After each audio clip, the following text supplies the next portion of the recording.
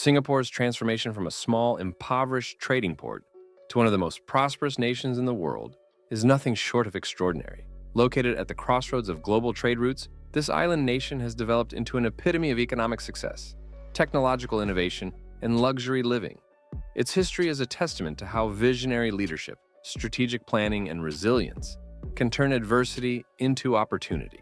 Let's delve into how Singapore achieved this remarkable transformation, navigating a complex historical backdrop.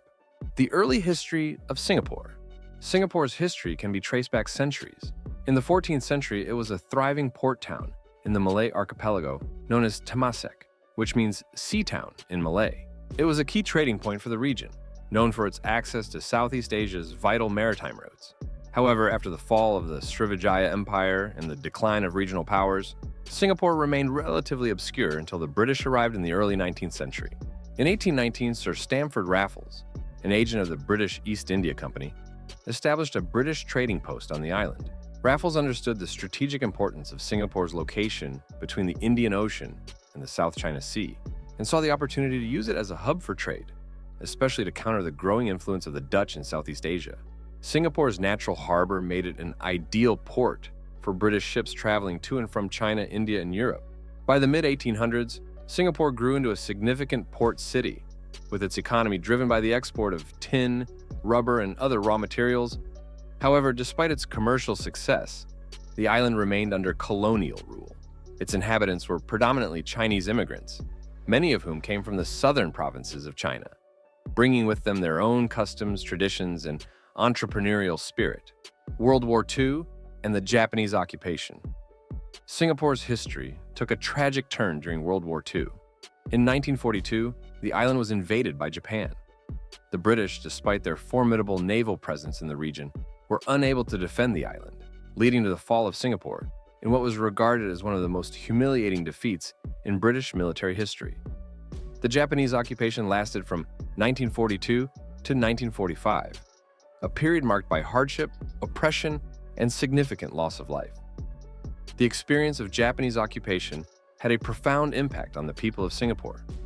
The brutality and harsh conditions faced by the population, particularly the Chinese community, laid the foundation for a desire for independence. The end of the war in 1945 saw a shift in the political landscape, with the British realizing that they could no longer maintain direct control over their colonies. Path to independence. In the post-war years, Singapore's future became uncertain. While it was still a British colony, the push for self-governance grew stronger. The political landscape saw the rise of local leaders such as David Marshall, who sought to bring about more autonomy for Singapore. Marshall's calls for independence were tempered by the racial tensions between the Malay, Chinese, and Indian communities, which often made governance difficult. In 1959, Singapore was granted full self-government, and its first elections were held. However, the political situation remained unstable. The ruling People's Action Party, PAP, led by Lee Kuan Yew, won a majority in the 1959 elections and began implementing reforms that would set the stage for Singapore's transformation. Lee Kuan Yew's vision was clear. Singapore needed to modernize, industrialize, and establish a strong sense of national identity. In 1963, Singapore joined Malaysia in an effort to form a larger federation, but tensions between the Chinese majority Singapore and the Malay majority federation quickly escalated. This resulted in Singapore's expulsion from Malaysia in 1965, leading to its independence as a sovereign state. Singapore's road to economic prosperity.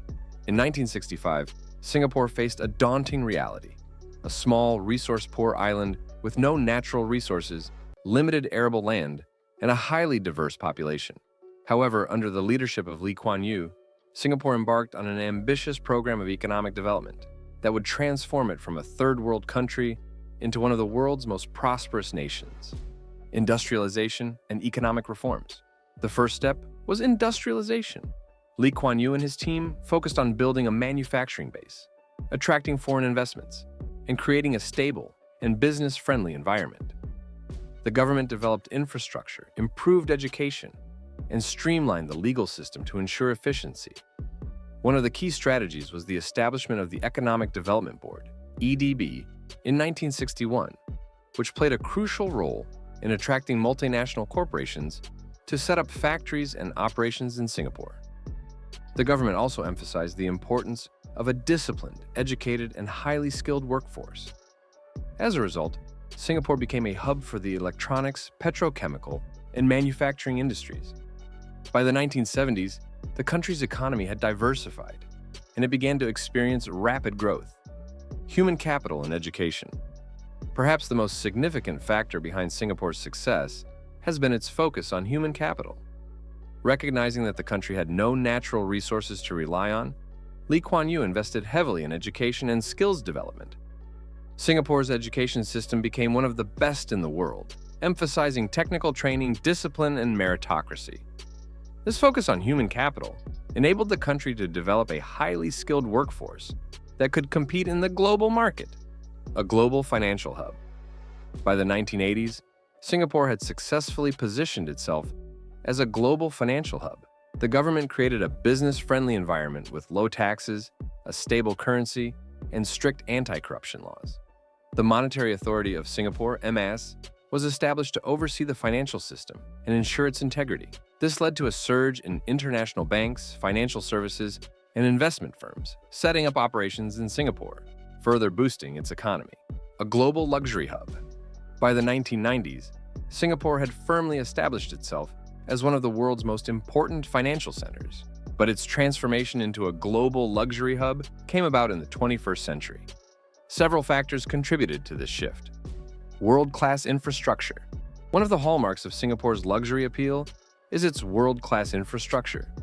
The city boasts a highly efficient public transportation system, pristine streets, and stunning architecture. Iconic landmarks like Marina Bay Sands, Gardens by the Bay, and the Singapore Flyer not only enhance the city's skyline, but also underscore its commitment to excellence and innovation. Tourism and luxury brands. The Singapore government capitalized on the country's stability, safety, and economic prosperity to develop a robust tourism sector. The creation of the integrated resorts, such as Marina Bay Sands and Resorts World Sentosa, brought in millions of high-end tourists. Luxury shopping malls, such as Ion Orchard and Marina Bay Sands Mall, attracted international brands, cementing Singapore's status as a luxury shopping destination. Strong governance and business climate. Singapore's reputation as a business-friendly environment continued to grow, attracting high-net-worth individuals and global corporations. The country's corruption-free governance, low tax rates, and effective legal framework made it an attractive destination for investment and entrepreneurship. Today, it stands as one of the wealthiest and most technologically advanced nations in the world, a beacon of innovation and luxury in the heart of Asia. The Singaporean experience offers valuable lessons for other nations on how to overcome adversity and build a prosperous future. If you enjoyed this video, please subscribe to our channel. Your support is greatly appreciated, and thank you.